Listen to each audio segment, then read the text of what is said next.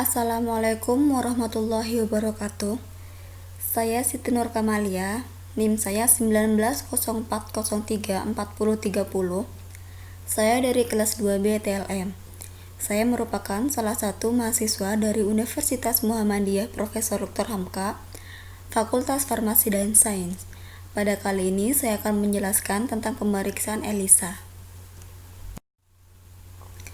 ELISA atau enzim linked immunosorbitase merupakan suatu teknik biokimia untuk mendeteksi kehadiran antibodi atau antigen dalam satu sampel.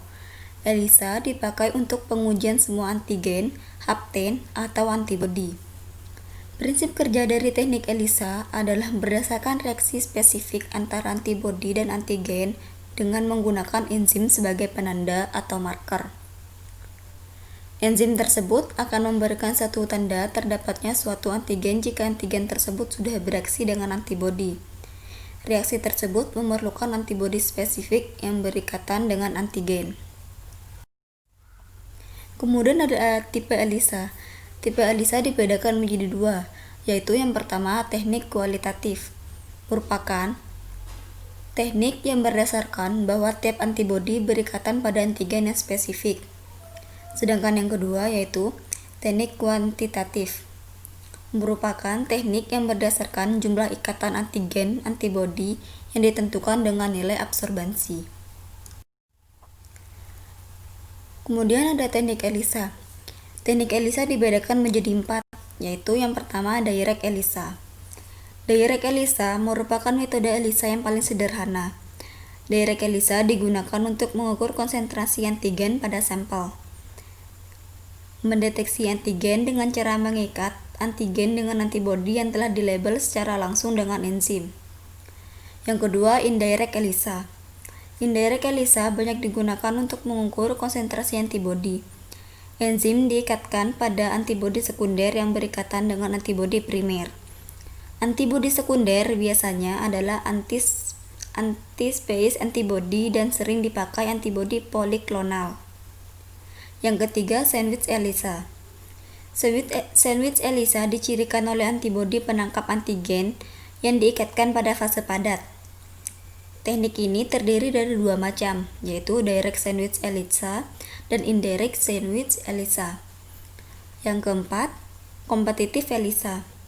Kompetitif ELISA adalah teknik yang paling kompleks yang digunakan untuk mengukur konsentrasi antigen atau antibodi dalam sampel dengan mengobservasi campur tangan pada output sinyal yang diinginkan. Teknik ini sering digunakan ketika hanya ada satu antibodi tersedia untuk antigen yang diinginkan atau ketika sampel sedikit dan tidak dapat diikat oleh dua antibodi yang berbeda. Kemudian di sini ada contoh pemeriksaan. Contoh pemeriksaan akan saya jelaskan pada kali ini yaitu pemeriksaan kuantitatif Toxoplasma gondii dengan metode ELISA, tepatnya metode direct ELISA.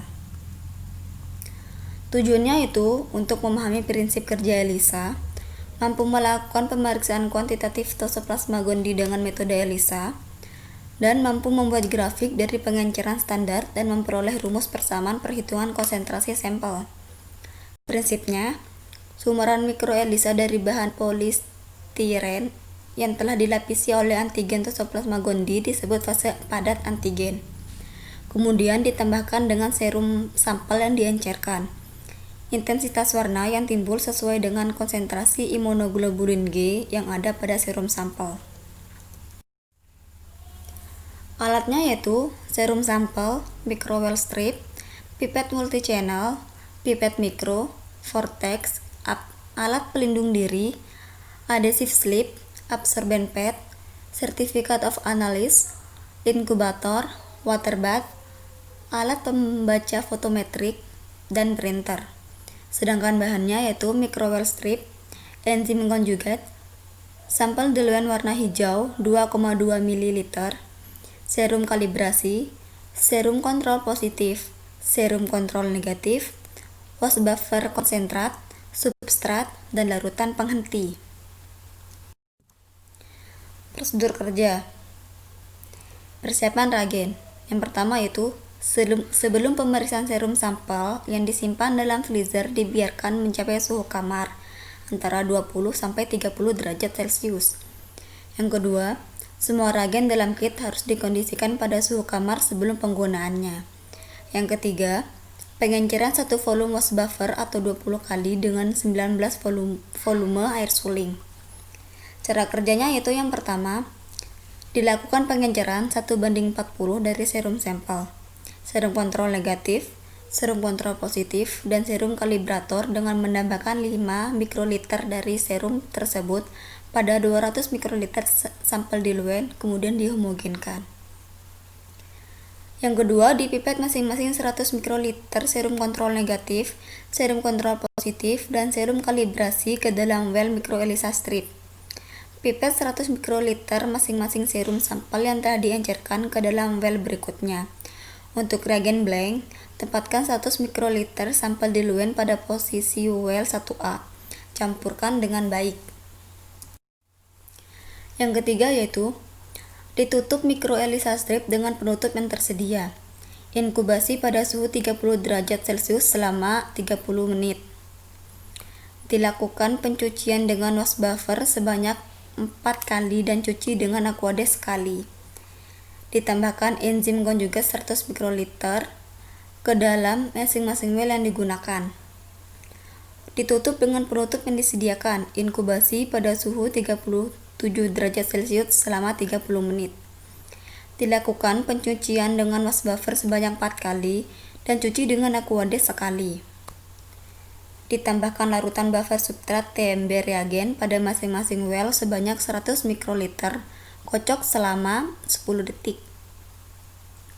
Ditutup plate dengan cover hitam dan inkubasi pada suhu 30 derajat Celcius selama 15 menit. Reaksi dihentikan dengan penambahan larutan penghenti yaitu asam klorida atau HCl1N pada masing-masing well sebanyak 100 mikroliter. Kocok selama 30 detik. Pastikan tidak ada gelembung air pada masing-masing well. Baca optical density dengan menggunakan ELISA reader pada panjang gelombang 450 nm. Kemudian yang terakhir di print hasil pembacaan dan dilakukan pembuatan kurva standar. Interpretasi hasil. Nilai standar cut-off kalibrator pada pemeriksaan telah ditetapkan pada 32 IU per mililiter oleh World Health Organization Treat International Standard of Anti-Toxoplasma in Human Serum dengan kode TOXM. Yang pertama, dikatakan hasil negatif apabila konsentrasi antibodi immunoglobulin G Toxoplasma gondii 32 IU per mililiter. Yang kedua, dikatakan hasil ekivokal apabila konsentrasi antibodi immunoglobulin G Toxoplasma gondii 32 IU per mililiter adalah ekivokal dan sampel harus dites ulang. Yang ketiga, dikatakan positif bila konsentrasi immunoglobulin G Toxoplasma gondii lebih dari 32 IU per mililiter. Di sini ada kurva standar dari pemeriksaan yang telah dilakukan. Terima kasih telah mendengarkan penjelasan dari saya. Apabila ada salah kata atau masih kurang dimengerti, mohon maaf.